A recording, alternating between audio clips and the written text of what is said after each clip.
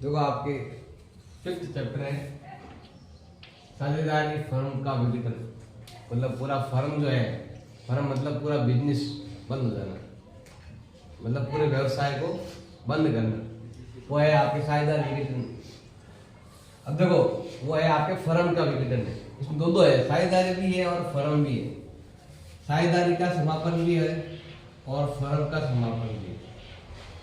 साझेदारी में क्या होता है कि पार्टनर चला जाता है, या तो उसके कोई समझौता खत्म हो गया है, या हमने बाहर निकाल लिया किसी कारण से, किसी भी कारण से पार्टनर जा रहा है तो होता है साझेदारी का समापन। इसमें व्यवसाय का समापन नहीं होता। कोई 4 पार्टनर काम कर रहे हैं, एक पार्टनर चला गया तो भी बाकी के 3 पार्टनर काम करते रहेंगे, तो उससे व्यवसाय पर कोई फर्क नहीं पड़ने वाला। अगर साझेदार ऐसा हो जाए कि भाई साझेदारी में 3 पार्टनर थे और 2 पार्टनर चले गए तो टूट जाएगी, एक में पार्टनरशिप नहीं होती है, वरना तो कोई चांस नहीं है कि साझेदारी टूटने से फर्म टूटता है। साझेदारी एक साझेदार जाने या 2 साझेदार जाने से कुछ नहीं होने वाला है, लेकिन फर्म का समापन अगर हमने कर दिया तो हमारा जो भी व्यवसाय है वो बंद करना पड़ेगा। जितना भी माल बेचना है सब बंद कर दो, सबको पैसे चुका दो। अगले साल में बैलेंस शीट बनाने की जरूरत नहीं। बैलेंस शीट का मतलब ये है अगले साल हम और काम करने वाले हैं। इसमें देखो आप जो अकाउंटिंग करोगे ना, तो 4 खाते बनेंगे। आप पहले बनता था रीवैल्यूएशन, वापस उसका वैल्यूएशन कितना है वो लेते थे। जब व्यवसाय बंद करेंगे तो यहाँ आएगा आपकी रियलाइजेशन।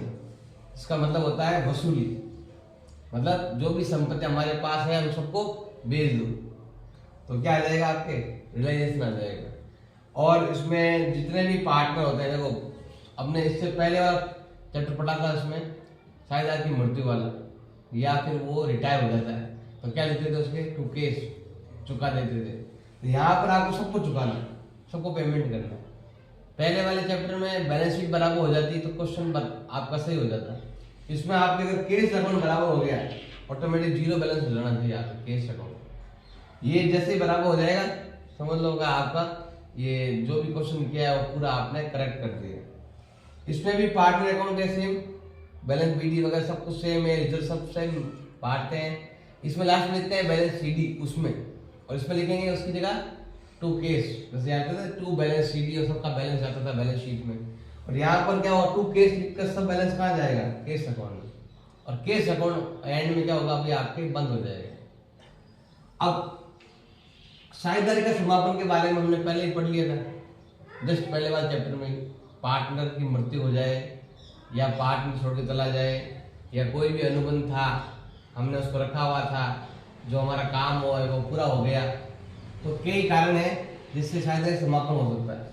साझेदारी समापन तो कई चीजों से होता है, 2 थे 3 हो गए तो भी समापन ही, क्योंकि हमारी पार्टनरशिप 2 की है।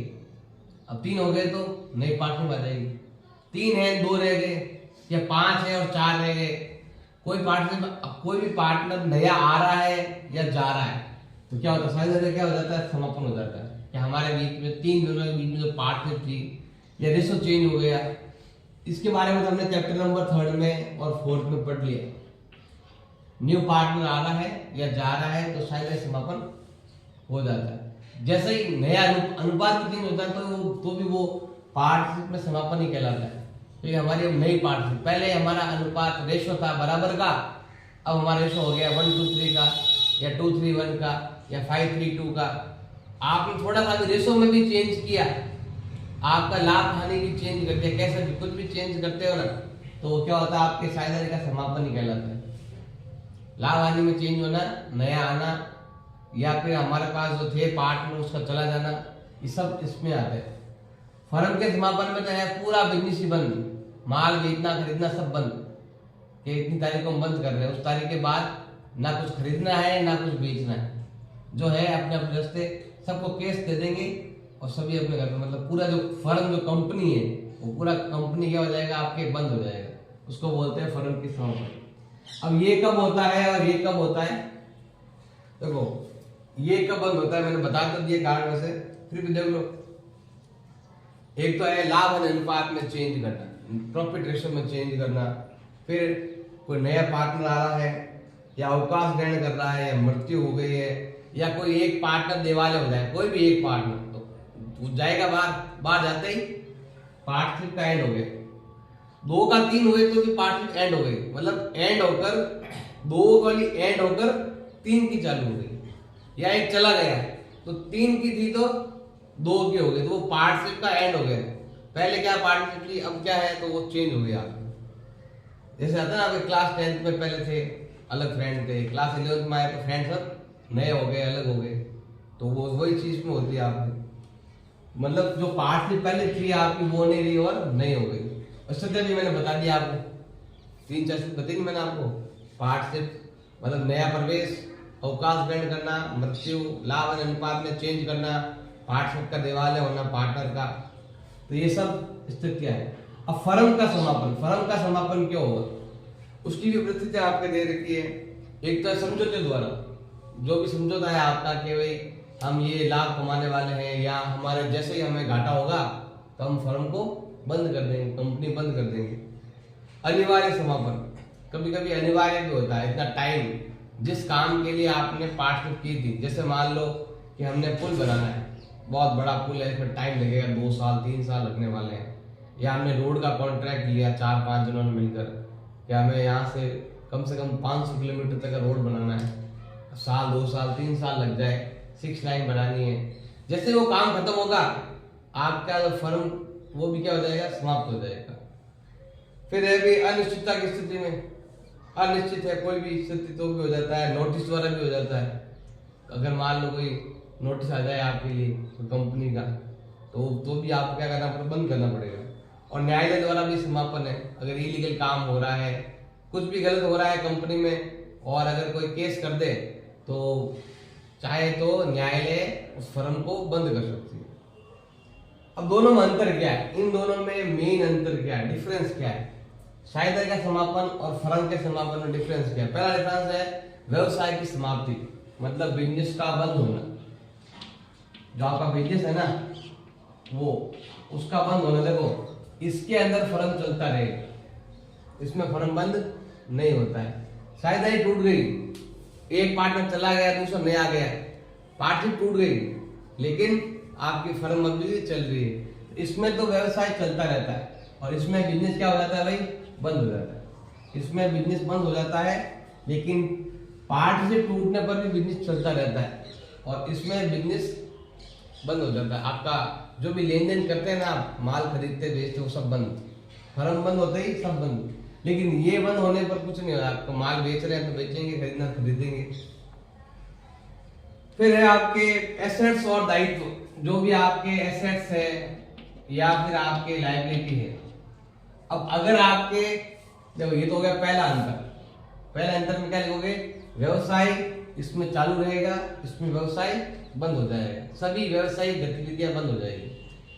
अगर पार्टनरशिप का एंड हो रहा है तो एसेट्स और लायबिलिटी क्या करते हैं, हमेशा रीवैल्यूएशन करते हैं। क्या करते हैं भाई, रीवैल्यूएशन, कि अभी पहले कितना था, अब पार्टनर नया आ गया, नया पार्टनर आ गया, उसको दिखाना पड़ेगा कि हमने जो बिल्डिंग गई थी वो कितने 10 लाख की थी, अब ऐसा बाहर माहौल हो गया है कि अगर इस बिल्डिंग को बेचे तो करोड़ की हो गई, या 20 लाख हो गई, 50 लाख की हो गई, मतलब कोई चीज की वैल्यू बढ़ जाती है दिन ब दिन, तो वहां तो करते हैं रीवैल्यूएशन।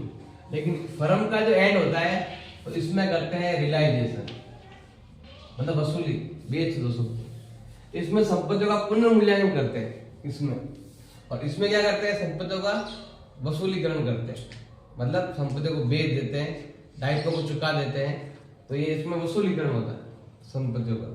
तीसरा पॉइंट है न्यायालय का हस्तक्षेप। अब न्यायालय का हस्तक्षेप देखो, न्यायालय का हस्तक्षेप जो है वो कहाँ जरूरी है, इसमें जरूरी नहीं है, इसमें जरूरी है। अब फर्म का समापन हो रहा है तो इसमें न्याय की क्या जरूरत है भाई, हमें कहीं कोर्ट में जाने है, ऐसा ही नया आया है पहले जाओ कोर्ट में जाके आओ, ऐसे वो जरूरी नहीं है। फर्म बंद कर रहे हैं तो आपको न्यायालय के आदेश की जरूरत कभी कभी पड़ भी सकती है, कभी कभी, लेकिन इसमें तो आपको बिल्कुल जरूरत नहीं है। किसी को बाहर निकालना है, किसी को भी नया लाना है, तो इसमें आपको कोर्ट जाने की जरूरत ऐसा नहीं है, हमें कोई नया चीज लेके आना है, किसी नए आदमी को डालना है तो पहले कोर्ट में जाओ, ऐसा कुछ नहीं। इसमें न्यायालय की ज्यादा जरूरत पड़ती है। चाहो तो न्यायालय ये वाली चीज बंद करवा सकता है, लेकिन न्यायालय ये कभी बंद नहीं करा। ऐसा नहीं है कि भाई न्यायालय ऑर्डर दे कि इसको बाहर निकाल दो या आपको उस व्यक्ति को ही लेना है, ऐसा नहीं। फर्म ने एक बार ये बोल दिया कि फर्म का एंड, तो फर्म का एंड करना पड़ेगा, क्योंकि अभी मैंने बताया था ना कि फर्म समापन क्यों होता है, न्यायालय द्वारा भी होता है। तो न्यायालय ऐसा नहीं बोलेगा कि एक पार्ट को बाहर निकालो, न्यायालय ये बोलेगा कि पूरे फर्म को ही बंद करो। ये कर सकता है वो पार्ट कौन रखना है, किसको रखना है, चाहे वो आदमी बुरा है चाहे अच्छा है, वो आपकी इच्छा पर रखना नहीं रखना, कोर्ट उसमें कुछ नहीं कर सकता। कोर्ट केवल फर्म बंद करवा सकता है, पूरा काम बंद करवा सकता है, लेकिन पार्टनर किसको रखना है ये कुछ नहीं कर सकता। फिर है भाई आपके आर्थिक संबंध में परिवर्तन। अब आर्थिक संबंध में देखो परिवर्तन होगा आपके, इसमें तो क्या होता है कि हर एक चीजें आगे आगे चलती रहती है और इसमें पूरा फर्म ही वही क्या होता है, बंद हो जाता है। इसमें सबको केस चुकाना पड़ता है, इसमें सबका बैलेंस भी नहीं आता है। व्यवसाय में जो है ना आर्थिक केस संबंधी जो चीजें हैं उसमें ज्यादा परिवर्तन। पुस्तकों का बंद होना, अब देखो पुस्तकों का बंद होना, पुस्तक मतलब वही बैलेंस शीट वगैरह, तो इसमें तो बंद नहीं होती, इसमें बंद नहीं होती है, इसमें बंद हो जाती है, इसमें बैलेंस शीट बंद हो जाती है। अगली साल से हम व्यापार में कुछ भी लेन देन नहीं कर पाएंगे, जैसे ही बंद हुआ वहीं पर रोक दो, अब आगे पुस्तकें कोई भी काम नहीं करेगी, मतलब पुस्तकें रखनी नहीं है, आप बैलेंस शीट पर कुछ रखने की जरूरत नहीं है। अगला है आपके खातों का निपटारा करना। खातों का निपटारा मतलब कुछ एंट्रियां हैं, कौन कौन सी, ये तो है कंप्लीट में बता दिया, अंतर भी बता दिया। अंतर ये 4-5 पॉइंट लिख देना, न्यायालय द्वारा समापन पुस्तक का है और एक आर्थिक संबंध का है, इन चीजों के बारे में आप लिख देना। अब है आपके खातों का निपटारा। खातों का निपटारा मतलब जो भी आपके पास बैलेंस शीट के अंदर, देखो ध्यान देना भी, जो भी आपके बैलेंस शीट के अंदर जो मदे है ना, उन मदों का निपटारा करना। कोई भी अकाउंट है इसके अंदर, चाहे कैपिटल का है, जनरल है, गुडविल है, कैसे बांटना है, कैसे उनको चुकाना है। तो देखो हर एक का अलग दे रखा है। सबसे पहले देखो आपके लाभ, कोई हानि है या कोई कमी है, तो अगर कोई भी आपके लॉस होता है या कोई भी आपकी कमी आती है किसी चीज की, उसका निपटारा कैसे करेंगे हम? पहले तो करेंगे लाभ में से, पहला काम है कि लाभ में से करना है। सेकंड है भाई आपके कि आपकी कैपिटल में से करो, और उससे भी, और देखो पहला तो यह है कि जितना लाभ है, लाभ को सभी हानियों को चुकाएंगे। मतलब कोई भी आपको लॉस हो रहा है कहीं पर भी, किसी तरह घाटा हो रहा है ना, तो पहला काम है कि आपके जो लाभ है प्रॉफिट से, मतलब कुछ कमी होती है ना कोई चीज, जैसे मान लो किसी वस्तु का मूल्य कम मिल रहा है, मान लो एसेट्स ही है, 10 लाख की संपत्ति है, उसका केवल 1 लाख रुपए मिल रहा है, कमी आ रही है, आपको 9 लाख का नुकसान हो रहा है। तो पहली कमी है कि आप जितना व्यापार में प्रॉफिट था, आपका प्रॉफिट में जितना हिस्सा है ना, उसमें से आप दोगे। फिर भी कम पड़ गई, तो आपकी जो पूंजी लगेगी कैपिटल, उसमें से दोगे। फिर भी कम पड़ जाए तो फिर आप क्या करना है, आपको शायद अतिरिक्त राशि लेकर पूरा करेंगे। मतलब फिर पार्टनर अपने घर से लेके आएगा, अपनी निजी संपत्ति से लेके आएगा, कोई भी निजी एसेट्स है वो वाला, घर पर घर बेच कर या कैसे पैसे लेके आओ, या अपना कोई दूसरा बिजनेस है तो वहां से लेके आओ, और जो भी हमारी कमियां हैं उनको क्या करना है, पूरा करना है। तो एग्जाम आता है क्वेश्चन 1 नंबर का कि किसी भी प्रकार का लॉस या कमी हो रही है व्यापार में, तो उसकी पूर्ति कैसे करते हैं। तो पहले करेंगे प्रॉफिट से, ज्यादा हो गया है तो कैपिटल से, और भी कमी है। अब देखो भाई पार्टनर के हाथ में 2 चीज ही है, या तो मेरे लाभ में हिस्सा है वो काट लो, फिर मेरे पास जो पूंजी अंदर लगी हुई है उसमें से पैसे ले लो। अब इसके आगे बहुत कम जाते हैं, लेकिन फिर भी अगर कमी पड़ जाती है तो फिर क्या करते हैं, पार्टनर घर से लेके आएंगे, उसमें आएगा कई बार। मतलब पार्टनर क्या करेगा, एक हो गया देवाल है पूरे, अब एक का पैसा ये 2 भरेंगे, मान लो ABC 3 है, एक देवालिया हो गया तो वो पैसे नहीं दे रहा है, तो फिर इसकी कमी कौन भरेगा, हमारे लाभ में से काट लो, नहीं फिर हमारी पूंजी में से काट लो, नहीं फिर हमारी निजी एसेट्स में से पैसे काट सकते हैं। फिर है संपत्तियों के विक्रय से प्राप्त राशि साझेदार द्वारा लाई गई राशि का प्रयोग इस प्रकार करते हैं। देखो संपत्तियां, एसेट बेचेंगे तो पैसा आएगा, दायित्व चुकाएंगे तो पैसा जाएगा। अब उसका एडजस्टमेंट कैसे करना है आपको, पहले सबसे पहले देखो, कोई भी एसेट्स है, इनको अगर आप सेल करते हो और सेल करने पर जो भी आपका अमाउंट आपको मिलता है उसका आपको कहाँ कहाँ प्रयोग करना है। सबसे पहला प्रयोग करेंगे, आपको कोई भी लोन ले रखा है तो लोन का पेमेंट करना है आपको। पहले तो आपको लोन चुकाने हैं, सुरक्षित लोन जो है उनको चुकाना। फिर आपको बाहर ही देखो, लोन भी कई तरह का है, सुरक्षित लोन भी होता है, असुरक्षित लोन भी होता है। फिर आपके बाहरी आउटसाइड लोन है, उसको भी देना है। अब लोन देखो, एक तो बैंक से आता है, एक किसी व्यक्ति से लोन ले लिया तो हमें हर तरह का लोन चुकाना है। पहले आंतरिक फिर बाह्य, दोनों ही लोन चुकाने हैं आप। अब आंतरिक मतलब क्या है, बाह्य मतलब क्या है। आंतरिक मतलब सबसे पहले हम पार्टनर का लोन चुकाएंगे, उसके बाद आपको बैंक का लोन चुकाना है, या किसी अदर व्यक्ति से, किसी अदर पर्सन से हमने लोन लिया तो उसको चुकाना है। पहले पार्टनर चुकाएंगे फिर उसको चुकाएंगे। फिर है आपको ऋणों का भुगतान करना। क्या करना है आपको, ऋणों का भुगतान करना। किसके, साझेदारों के पूंजी के ऋणों का भुगतान करना है। फिर उनके पूंजी का भुगतान करना, कैपिटल का भी भुगतान करना है। कैपिटल के बाद में फिर आपको फिर बच गया ना तो फिर आपको लाभ प्रॉफिट देना। लास्ट में आपको जो भी उनका प्रॉफिट बन रहा है ना वो चुका दो। सब में पैसा जाएगा तो ऐसे चुकाना है। और भी कई चीजें हैं, गुडविल है, इसमें बांट दो, जनरल है, इनमें बांट दो। और कुल मिला के आपको सारे बैलेंस शीट की एक एक मद को खत्म करना है। एक भी मद पीछे बचनी नहीं चाहिए, सबके सब चुकानी है आप। अकाउंट बनाने हैं, ये 4 अकाउंट बनाने थे आप। एक तो रियलाइजेशन अकाउंट, वसूली खाता। फिर अभी आपके केस और बैंक खाता। ये अगर आपके बराबर हो गया दोनों तरफ तो वही अकाउंट खत्म। फिर है पार्टनर अकाउंट, सेम है अकाउंट, बिल्कुल कोई चेंज नहीं है। बस यहाँ पर बैलेंस शीट की जगह आपके 2 केस आएगा। अदर अकाउंट में क्या क्या आता है अभी आपके, एक आता है आपके loan account, partner loan account, या फिर आपके रिजर्व अकाउंट। देखो एक तो लोन अकाउंट आता है, बहुत कम क्वेश्चन में आएगा। लोन अकाउंट है, रिजर्व का कोई अकाउंट है, कोई रिजर्व आप तो बना सकते हो। कुछ अकाउंट ऐसे हैं जो आपको बनाने ही पड़ेंगे और कुछ अकाउंट ऐसे हैं बनाने की जरूरत नहीं। मेन तो ये 3, ये तो आपको हर क्वेश्चन में बनाना है। अब बाकी वाले आपकी इच्छा पर है, बनाओ तो भी बढ़िया, नहीं बनाओ तो भी बढ़िया। आप तो हर एक एसेट का भी खाता बना सकते हो, हर एक लाइब्रेरी का भी अकाउंट बना सकते हो। मेन तो ये 3 है, ज्यादातर तो ये 3 ही पूछेंगे आप। और तो इसमें कोई पॉइंट है नहीं।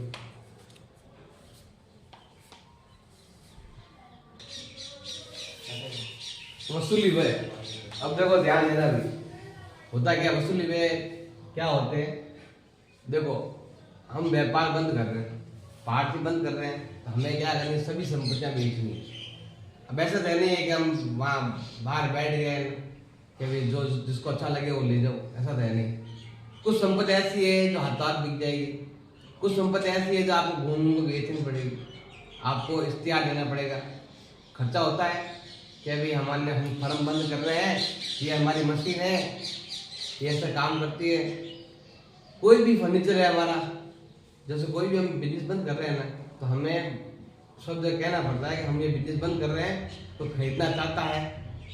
अब इसमें फर्नीचर है, कोई भी लेनदारों को चुकाना है, पैसे चुकाने हैं या लेनदार से पैसे लाना है, तो इसमें आपको क्या होता है, खर्चा होता है। जैसे मान लो कोई एडवर्टाइजमेंट ही करके बेच रहे हैं, या कोई व्यक्ति अपनी तरफ से एक पार्टनर मैनेज कर रहा है कि मैं बेच दूंगा इस संपत्तियों को, तो उसके लिए क्या करते हैं, अलग से एक अमाउंट निकालते हैं। एक अलग से ही एक अमाउंट होता है कोई भी राशि का कि हमें इतने रुपए खर्च करने हैं। जैसे मान लो कोई भी अमाउंट ले लिया, मान लो कि 4000 रुपये हमने ऐसे ही किसी एक पार्टनर को दे दी, ये लो इसमें कुछ खर्चा करना है आपको। अब जितना खर्चा होगा ना बस वही एंट्री होगी, उससे ज़्यादा एंट्री करने की जरूरत आपको नहीं है।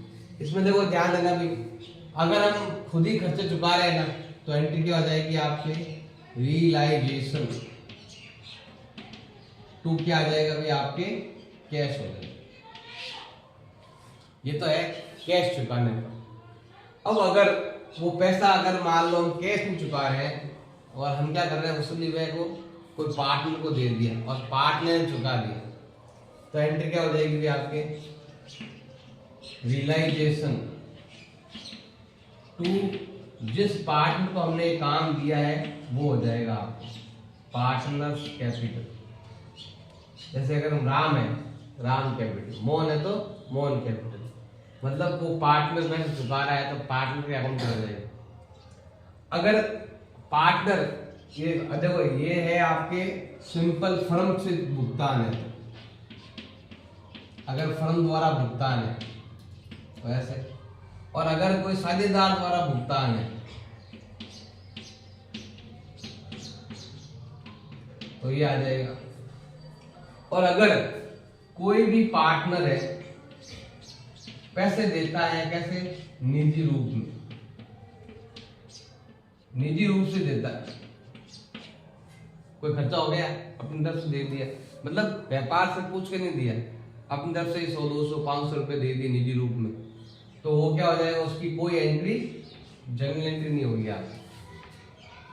और अगर देखो जैसे हमने उसको 4000 रुपए दिए किसी पार्टनर को कि भाई इसके पैसे आप चुका देना, हम 4000 रुपए दे रहे हैं, एडवर्टाइजमेंट के दे रहे हैं कि इसका एडवर्टाइजमेंट करवा देना, भेज देना। अब हमने क्या किया, दिए तो 4000 रुपए, लेकिन हमने कितने चुकाए, केवल 3000 रुपए ही खर्चा हुआ, तो एंट्री क्या होगी, 3000 की होगी। फर्म वालों ने, कंपनी ने तो दिए हैं 4000 रुपए, फर्म ने सबने मिलकर बोला कि भाई 4000 खर्चा होगा, ये ऐड करवा देना और संपत्तियां बेच देना। तो उन्होंने बेचने के लिए कितना खर्चा किया, केवल 3 का ही खर्चा किया, एंट्री क्या होगी आपके 3000 की होगी, और ये वाली एंट्री हो जाएगी आप, चाहे ये हो चाहे ये हो, पैसा कितना आएगा आपके 3000 रुपये है।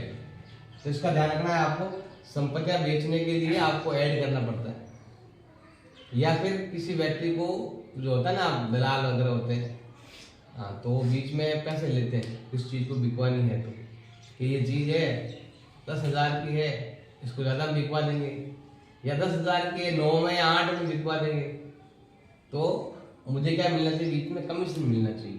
तो कमीशन देते हैं ना, तो कमीशन भी एक खर्चा है, तो वो भी आपके इसी के अंदर आता है, रियलाइजेशन एक्सपेंसेस में आता है। यहाँ पे रियलाइजेशन एक्सपेंसेस ऐसा लिखना है, रियलाइजेशन मत लिखना, रियलाइजेशन एक्सपेंसेस केस ऐसे लिखो तो भी चलता है। यस, यही है कि ये वाला, और तो क्या है इसमें, कोई पार्ट हो चुका है तो पार्टनर का नाम लिखना है, बाकी तो ये 2 है, मेन तो ये 2 ही है। और ये देखना है फर्म ने कितने दिए हो, हमने कितना खर्चा किया है, उस पर भी आपको ध्यान देना है।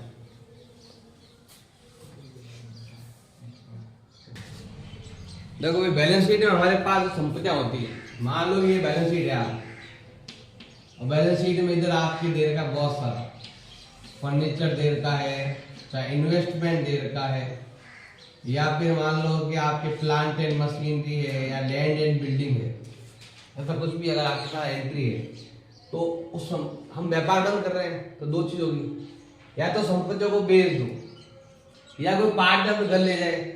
तो ऐसा मान लो फर्नीचर ही है, मान लो बैठने की कुर्सी वगैरह, टेबल वगैरह, ऑफिस वगैरह है, तो आप बेचोगे तो कोई पार्टनर बोल दे कि ये ऑफिस मेरा काम आ जाएगा, ऑफिस जो भी सामान है, कुर्सी वगैरह, टेबल वगैरह मैं ले जाऊँ, तो ले जा भी सकते हैं और सेल भी कर सकते हैं, दोनों चीजें हैं। मतलब कोई संपत्ति है तो आप दूसरों को बेच भी सकते हो, और अगर आपको पसंद आ जाए तो पहले पसंद आ जाए तो पार्टनर भी रहती है, किसी पसंद आ जाए तो पार्टनर भी ले जाता है, तो उसका जितना अमाउंट बनता है कि इसकी ये कॉस्ट है, तो उसके हिसाब से उसको बेच देते हैं पार्टनर को।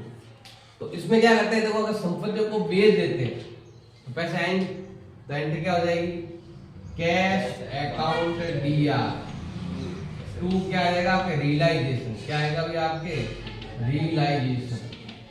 इसमें संपत्ति का नाम नहीं आता, बैलेंस शीट में जो एसेट्स है उसका नाम नहीं लिखते, बस वसूली खाते में ट्रांसफर हो जाती है। तो क्या आ जाएगा, कैश अकाउंट DR, पैसा आ रहा है, कैसे आ रहा है, वसूली करने से आ रहा है, टू रियलाइजेशन। और अगर वो पार्टनर ले जाता है तो क्या है, पार्टनर का नाम आ जाएगा, जैसे मान लो पार्टनर का क्या नाम आ जाएगा, तो हम यहाँ लिखना है पार्टनर कैपिटल अकाउंट DR, और 2 क्या लिखेंगे वहां पर, वही रियलाइजेशन। क्या आ जाएगा आपके रियलाइजेशन। मतलब आएगा सीधा रिलेशन, पैसे आ रहे हैं तो केस, और पैसा नहीं आ रहा पार्टनर में जाएगा तो पार्टनर का नाम लिख देंगे। जैसे राम ले गया तो राम कैपिटल, मोहन ले गया तो मोहन कैपिटल, जो ले जाएगा उसको डीआर करेंगे और टू में जाएगा आपके रियलाइजेशन।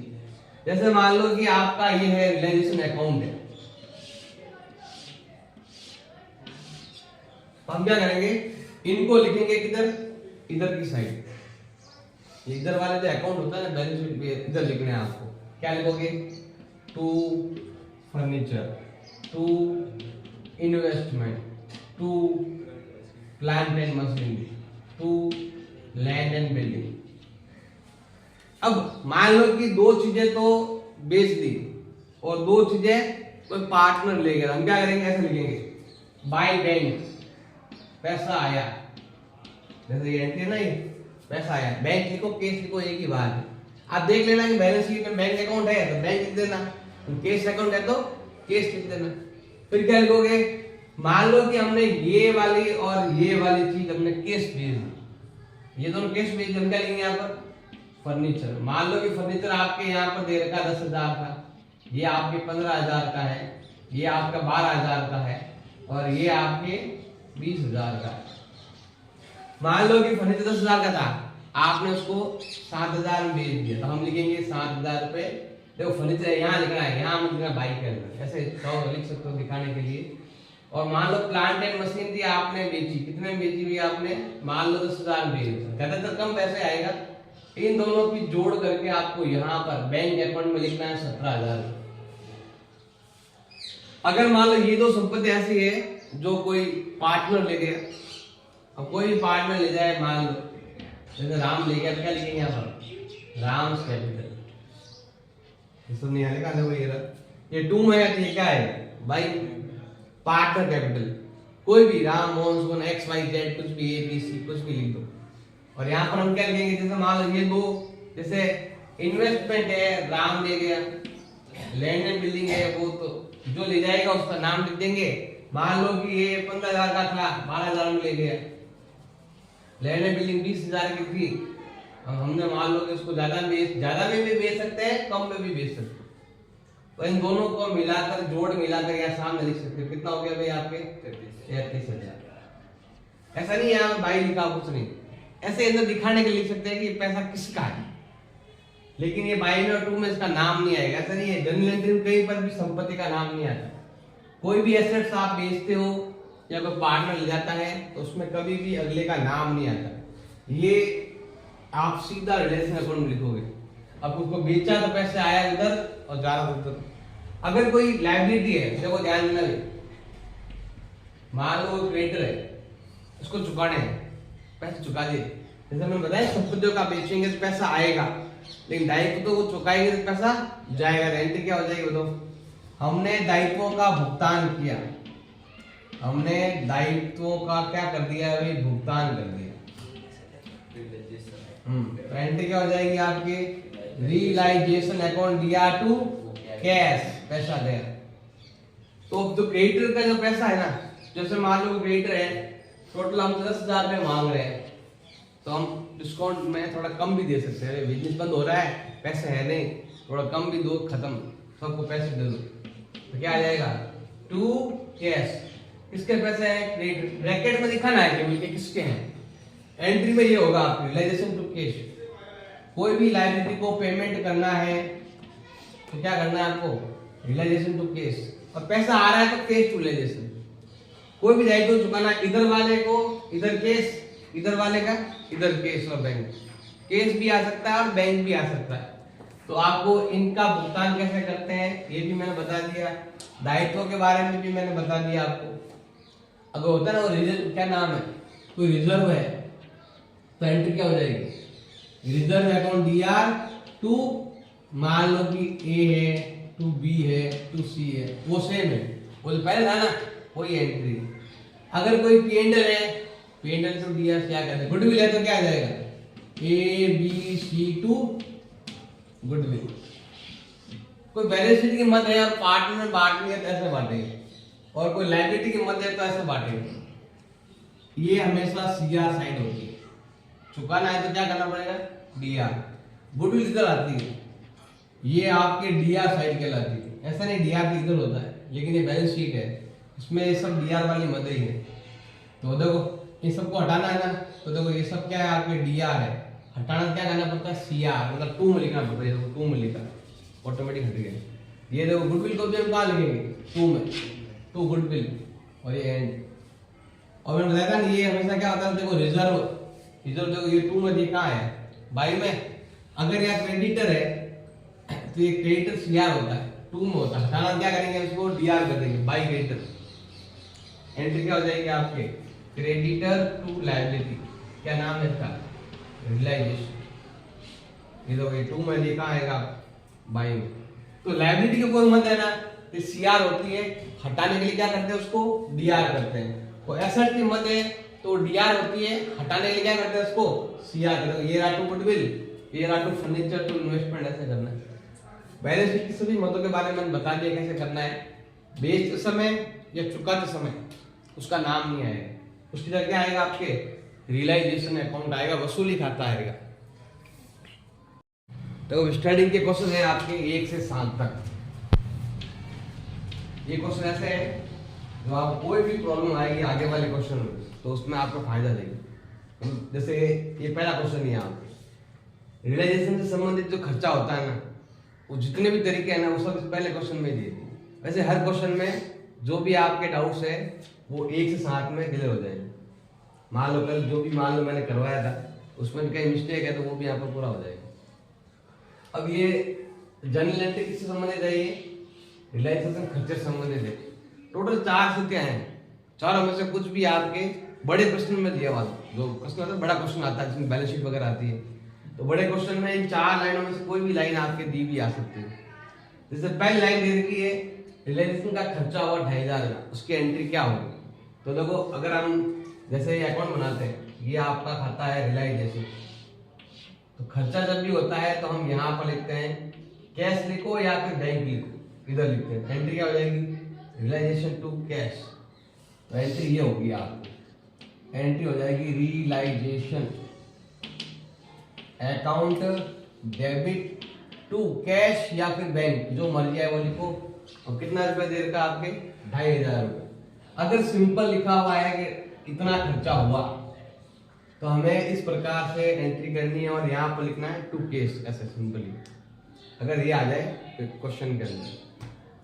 सेकंड दे रखा है खर्चा तो हुआ है 3000 रुपए का, लेकिन ये खर्चा दिया किसने, हमारे किसी पार्टनर ने दे दिया, और जिसका नाम है अशोक। अशोक एक पार्टनर, उसने दिया। तो देखो कैश जाएगा तो कैश का नाम लिखेंगे, पार्टनर देगा तो पार्टनर का नाम लिखेंगे। तो हम क्या लिखेंगे यहाँ पर, वापस से वही लाइन लिखेंगे same, realisation account debit to Ashok, Ashok capital. कितना आ जाएगा, कितना खर्चा हुआ, 3000 का खर्चा हुआ, और वो पैसा हमारे ही किसी पार्टनर अशोक ने दिया है, पार्टनर द्वारा। अगर कभी भी खर्चा चुकाया जाता है तो ये एंट्री होती है, और ये ऐसे हम लिखते हैं। अब खर्चा तो हुआ 2300 रुपए का, तरुण ने दिया है, वो भी निजी रूप से दिया, मतलब व्यापार से मांग करने दिया, अपने निजी, अपने प्राइवेटली अपने तरफ से दे दिया। तो निजी रूप से जब भी एंट्री होती है उसकी नो एंट्री होती है, इसकी एंट्री करने की आपको जरूरत नहीं है।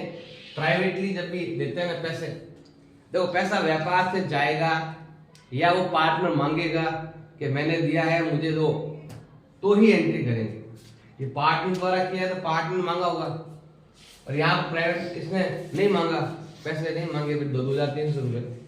अब चौथी स्थिति क्या हो सकती है, हमने अमित को नियुक्त किया कि तेरा काम है एसेट्स को बेचना, लायबिलिटी को भुगतान करना, तुझे हम कितने रुपए दे रहे हैं, 4000 रुपए दे रहे हैं। हमने उसको 4000 रुपए दे दिए, अब खर्चा भले 3000 रुपए हुआ, अगला उसने 1000 रुपए रख लिए होंगे, तो खर्चा चाहे कितना ही हो, हमने उसको जितना दिया उसकी एंट्री होगी। कल थोड़ा मैंने उल्टा बताया था, इसकी एंट्री इसकी होगी, हमने उसको कितने रुपए दिए, मतलब व्यापार से कितने रुपए कैश में गए, तो कितने रुपए गए, 4000 रुपए। किसके पास गए, अमित के पास, तो यहाँ पर क्या नाम आएगा, अमित का। तो एंट्री क्या हो जाएगी, सेम एंट्री जो ऊपर की थी हमने, तो ये आ जाएगा आपके रियलाइजेशन अकाउंट डेबिट टू, क्या आ जाएगा भाई आपके, इसका नाम है भाई अमित, तो हम लिखेंगे अमित कैपिटल। अमित को हमने नियुक्त किया था और उसको हमने 4000 रुपए दिए थे। जब तक वो 1000 रुपए हमें देता नहीं है तब तक वो एंट्री 4000 की रहेगी। तो ये आ जाएगा आपके 4000 जितने में नियुक्त किया है उतना। खर्चा कितना कम हुआ लेकिन अभी भी पैसे उसी के पास है। अगर कुछ लिखा हुआ आएगा पैसे वापस मिले तो लिख देंगे केस अकाउंट या टू अमित। जब तक पैसा नहीं आता तब तक हम ऐसा लिखेंगे। तो ये ऐसे होगी आपके जर्नल एंट्री। सेकंड क्वेश्चन है भाई आपके, मतलब कभी भी कोई लेनदार है हमारे पास और उसको अगर आपको पेमेंट करना है तो जर्नल एंट्री कैसे होती है वो हमें बताना। तो क्रेडिटर को पेमेंट करने की 3 स्थितियां दे रखी है आप बड़े क्वेश्चन में। इन तीनों में से कोई भी एक आपकी स्थिति वहां पर एग्जाम में आ सकती है। जैसे सबसे पहले एंट्री दे रखी है हमारी बैलेंस शीट के अंदर क्रेडिटर कितने दे रखे हैं, 85,000 रुपए। देखो ऐसा अगला स्थिति बताता हूँ आपका से जर्नल एंट्री में बता सकते हैं। ये आपका अकाउंट है, मान लो आपके बैलेंस शीट के अंदर कोई क्रेडिटर है तो वो कहाँ आता है, यहाँ पर। हम क्या कहते हैं यहाँ पर बाई क्रेडिटर, कितने रुपए दे रखे हैं, 85,000 रुपए। और इसने कहा है कि भाई उसको रोकड़ तो दे दिए 40,000 रुपए, बाकी बोला भाई 10,000 के हमारा इन्वेस्टमेंट है वो रख ले और हमारा खत्म कर निपटारा कर देते हैं। तो क्या आएगा यहाँ पर आपके टू कैश कितने रुपए आ जाएंगे, 40,000। और केवल कैश चुकाया उसकी एंट्री होगी। अगर हम उसको संपत्ति देते हैं उसकी एंट्री नहीं होती है। तो एंट्री क्या हो जाएगी आपके पास, ये एंट्री होगी उसको चुकाने की। तो एंट्री क्या हो जाएगी आपके, realisation account DR to cash, कितने रुपए, 40,000। बस 40,000 की एंट्री होगी। उसके बदले जो एसेट्स दी जाती है उसकी एंट्री नहीं होती है। तो यहाँ पर इसकी एंट्री नहीं करेंगे। तो इन्वेस्टमेंट ऑलरेडी इधर ही रहता है, इन्वेस्टमेंट और देख लेंगे तो डबल हो जाएगा, इन्वेस्टमेंट ऑटोमेटिक गायब हो जाएगा, आपको इसकी जगह आ जाएगा। तो ये चीज आपको ध्यान देनी है। अब है क्रेडिटर, क्रेडिटर का है 16,000 का, जैसे हमने यहाँ तो लिख दिया 16,000 रुपए। और इधर आपके प्लांट एंड मशीनरी दे दी हमने। मैंने बोला जब भी कोई संपत्ति हम देते हैं, कोई भी एसेट अपनी तरफ से देते हैं तो उसकी एंट्री नहीं होती है। तो यहाँ पर क्या आ जाएगा आपके, नो एंट्री। ये हो गया पहला, ये हो गया हमारा सेकंड स्थिति। अब है थर्ड। एक व्यक्ति हमसे मांग रहा था 90,000 रुपए। हमने क्या किया, उसको 1,20,000 की बिल्डिंग दे दी कि ये बिल्डिंग हमारी 1,20,000, 90,000 तो हमसे मांग रहा था, 1,20 की बिल्डिंग ले ले और ऊपर से ज्यादा 30,000 रुपए है ना वो हमें दे दे। ये 30,000 रुपए वो देगा हमें, क्योंकि हमने उसको मांग रहा था 90, हम उसको 1,20 का चीज दे रहे हैं। उसने बोला कि केवल तू 30,000 लेके आ जा, 90,000 तू ऑलरेडी मांग ही रहा है, 30,000 और लेके आ जा और ये बिल्डिंग ले जा। तो इस बिल्डिंग की कोई एंट्री नहीं होती है। क्रेडिटर को अगर पेमेंट करते हैं कोई भी एसेट्स, चाहे प्लांट एंड मशीनरी हो, चाहे इन्वेस्टमेंट हो, चाहे लैंड एंड बिल्डिंग हो या अदर कोई बिल्डिंग हो, क्रेडिटर को चुकाते हैं उसकी एंट्री नहीं होती। पैसा आ रहा है जा रहा है उसकी एंट्री होती है। तो यहाँ पर आपके पैसा आ रहा है तो पैसा आया, कैश अकाउंट DR। और टू क्या आ जाएगा आपके, रियलाइजेशन। टू आ जाएगा रियलाइजेशन, कितने रुपए आ जाएगा आपके, 30,000 यहाँ पर भी और 30,000 यहाँ पर भी। तो एक चीज बस ये आपको ध्यान रखना, जब भी क्रेडिटर को पेमेंट करो तो उसकी केस की एंट्री करनी है। केस जा रहा है तो भी एंट्री करनी है, केस आ रहा है तो भी एंट्री करनी है। अब क्रेडिटर को केस के बदले कोई दूसरा कोई एसेट देते हैं तो उसकी कभी एंट्री नहीं होती। इस चीज का आपको ध्यान रखना है कि कोई भी इन्वेस्टमेंट जाता है कैश के अलावा तो उसकी जनरल एंट्री आपको नहीं करनी है, उसको अकाउंट में नहीं दिखाना है आपको। तो क्वेश्चन नंबर 3 आपके देर का है, कोई एसेट्स है बैलेंस शीट के अंदर, तो पुराना कंप्यूटर है, कोई भी हो, चाहे लैंड एंड बिल्डिंग हो, चाहे प्लांट एंड मशीनरी हो, कोई भी हो, कोई पार्टनर ले जाता है। एक तो क्रेडिटर को चुकाते समय उसकी एंट्री नहीं होती, लेकिन कोई पार्टनर ले जाता है उसकी एंट्री होती है। जैसे मान लो अगर आप खाते बनाते हो रियलाइजेशन, बैलेंस शीट के अंदर एक कंप्यूटर की मत दे रखी, तो हम यहाँ लिखेंगे टू कंप्यूटर, कितने रुपए दे रखा आपके, 3,000 रुपए। अब ये कंप्यूटर कौन ले जा रहा है, अपना ही कोई पार्टनर लेके जा रहा है, तो पार्टनर का नाम आ जाएगा। तो हम क्या लिखेंगे यहाँ पर, बाय नितिन। जो ले जाएगा उसका नाम लिखेंगे और ब्रैकेट में लिख देंगे यहाँ पर कि क्या ले गया, कंप्यूटर ले गया। कितने में ले गया, 3,000। तो नितिन ये जो ले जा रहा है उस चीज की एंट्री करनी है आपको। तो पाने वाला कौन? नितिन। ये बाई में देखा आ जाएगा 2 में, तो हम क्या लिखेंगे यहाँ पर? नितिन कैपिटल अकाउंट दिया, Nitin capital account debit to realisation. जब भी कोई एसेट्स ले जाता है कोई भी पार्टनर, ये तो कंप्यूटर के बारे में है, कोई भी ले जाए तो नितिन लिया, नितिन का नाम लिखना है, अदर को ले जाए अदर का नाम लिखना है, और केस आ रहा है तो केस का नाम लिखना है, केस अकाउंट दिया टू रियलाइजेशन। पैसा आ रहा है पैसा लिख देंगे। तो कितना आ जाएगा भैया आपको? 3000 यहाँ पर भी और 3000 यहाँ पर भी। हाँ, किसी लेनदार को चुका रहे हैं तो एंट्री नहीं होती। कोई बाहरी लेनदार है उसको पेमेंट कर रहे हैं तो एंट्री नहीं होती है, वरना हमारा पार्टनर ले जाता है या उसके बेचने से पैसा आता है तो उसकी एंट्री होगी। और किसी लेनदार को चुका रहे हैं उसके बदले में तो उसकी एंट्री नहीं होती है। इस चीज का ध्यान रखना। क्वेश्चन नंबर 4 दे रखा आपके, आपको करनी है जनरल एंट्री। ये 4 और नई स्थिति है। इसमें एक तो मैंने अभी बताया था आपको, एसेट्स को कोई पार्टनर ले जाए तो उसकी एंट्री मैंने अभी बताई दी आपको। जैसे ये लिखा हुआ है कि हमने कभी बैलेंस शीट में लिखा ही नहीं कि ये हमारा कोई दायित्व है, और हमें एकदम से मालूम चला जब हम फर्म का विघटन कर रहे हैं, अपने फर्म को क्लोज कर रहे हैं, और हमें मालूम चला कि हमारा कोई लायबिलिटी है, मतलब हमारा कोई क्रेडिटर है, उसको पैसे चुकाने, उसकी एंट्री क्या हो जाएगी? पैसे चुकाने, पैसे जाएंगे तो एंट्री क्या हो जाएगी आपके? Realisation account debit to cash. देखो गैर अदली का मतलब होता है कभी लिखा ही नहीं उसको, मतलब बैलेंस शीट में नहीं है वो एंट्री, और कुछ नया लेनदार आ गया कुछ जो हमें मान लो भूल गए होंगे कभी, और वो बोल दे कि मेरे भी पैसा बाकी है, तो फिर उसको पेमेंट करेंगे। कितना रुपए दे रखा है आपके? 3200 रुपए। पैसा आएगा तो केस को डीआर करेंगे, जाएगा तो सीआर करेंगे। तो यार अब है हमारे पास स्टॉक था, वो रोहित ले गया पार्टनर। तो देखो ध्यान देना, जैसे ये आपका रियलाइजेशन, जो भी एसेट्स आती है वो इधर आती है। तो हमने यहाँ पर लिखा होगा कि स्टॉक है कितने का है, 10 का होगा, 20 का होगा, लेकिन रोहित उसे ले रहा है कितने में? 7000 और 500 में। तो ये इधर है तो इधर है, ये बाई में है तो ये 2 में, तो क्या आ जाएगा आपके? पार्टनर ले जा रहा है तो क्या होता है? रोहित कैपिटल अकाउंट दिया। क्वेश्चन नंबर 3 की तरह है, कंप्यूटर ले गया तो कंप्यूटर का नाम लिखेंगे, मतलब कंप्यूटर ले गया वो भी संपत्ति थी, एसेट्स थी आपकी, और ये क्या है आपके? स्टॉक है। तो स्टॉक है तो अब पाने वाले को डेबिट कर देंगे यहाँ पर, और 2 हम क्या लिखेंगे यहाँ पर? रियलाइजेशन। कितना देगा भी आपके? 7500 और 7500। एसेट्स का ऐसे करेंगे, एंट्री करनी है तो ऐसे करेंगे, और ये अगर अकाउंट में दर्शाना ऐसे दिखाएंगे। अब अगर आपका व्यापार का लाभ हो जाए, प्रॉफिट हो जाए, कितना हो जाए? 18000 रुपए। मान लो कि आपके यहाँ पर हो रहा है प्रॉफिट, तो हम क्या करेंगे? यहाँ पर लिखेंगे पार्टनर कैपिटल, क्या नाम है? आशीष और तरुण। इस 18000 को इन दोनों में बांट देंगे। कितना रुपए? देखो 18 में भाग देंगे 12 का, कितनी बार जाएगा? 1.5 बार। 1.5 × 5, 15 5 75, 15 आते 105। तो ये बाई में लेके आएगा 2 में, तो हम क्या लिखेंगे यहाँ पर? Realisation account debit to. अब 2 नाम है, एक का नाम है आशीष,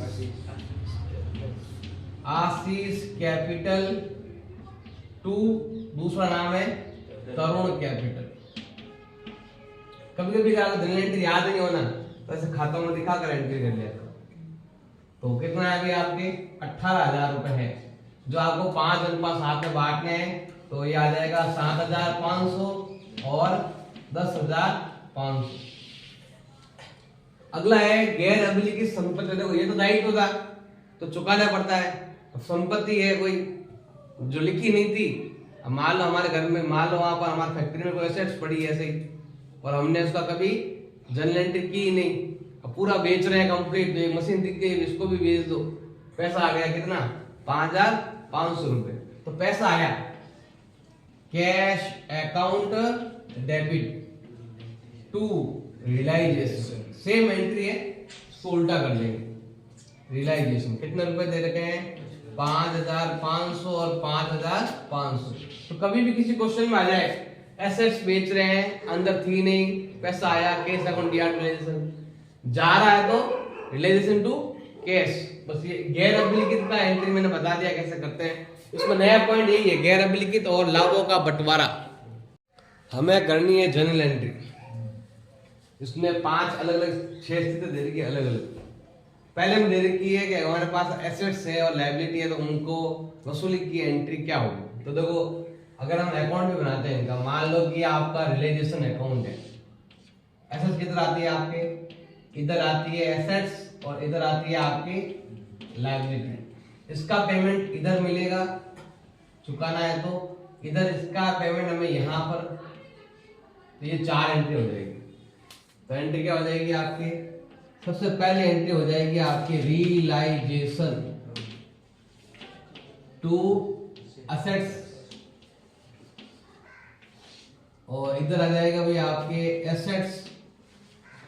एसेट क्या, पैसा है ना, कैश अकाउंट दिया, क्या लिखोगे यहाँ पर, कैश अकाउंट दिया टू रियलाइजेशन। ये कर रहा हूं एसेट्स के बारे में, ओनली एसेट्स का इधर इधर कर दिया। अब लायबिलिटी करना हो तो क्या आ जाएगा भाई आपकी, वाई में तो 2 में, तो जितनी भी लायबिलिटी है अकाउंट डेबिट टू क्या आ जाएगा आपके रियलाइजेशन, और पैसे चुकाएंगे तो एंट्री क्या हो जाएगी आपके realisation account debit to cash.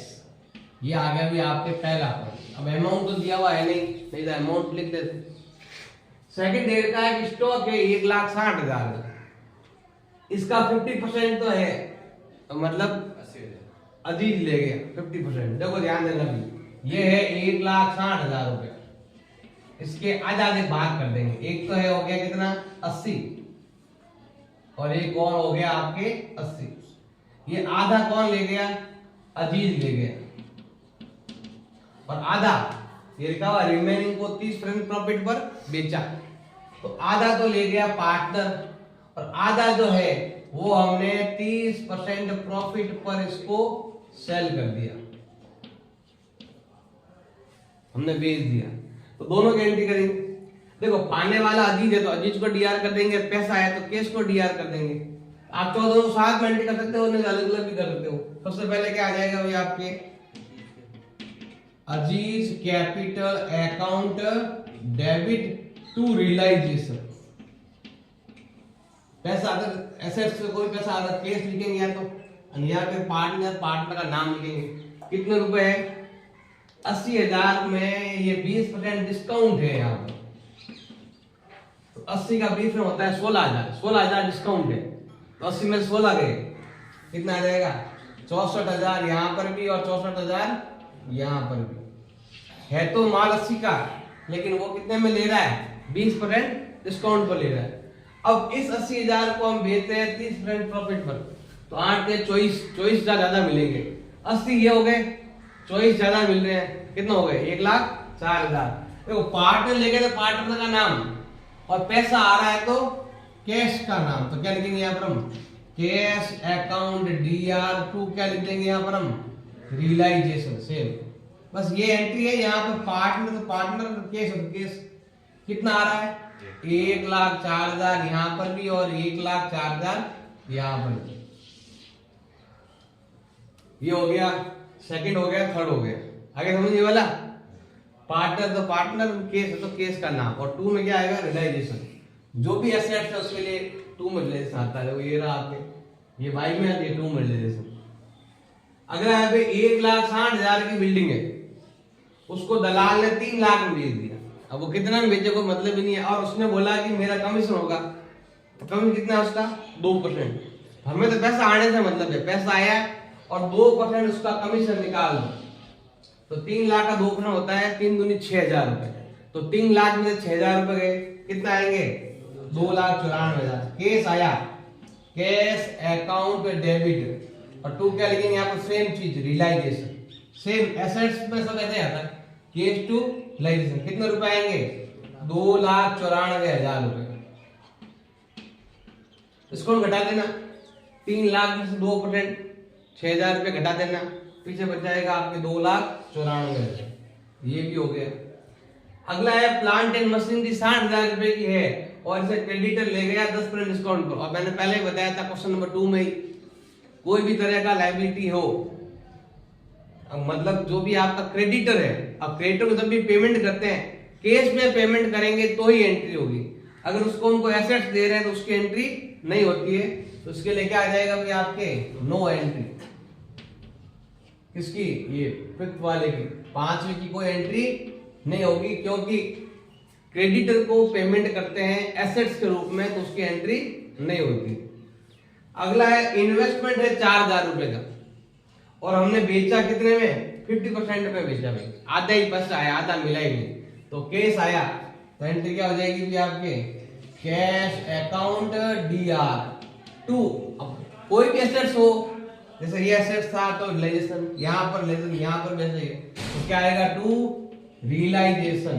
कितना रुपए है? 2,000 रुपए, 50%, आधा रुपया मिला।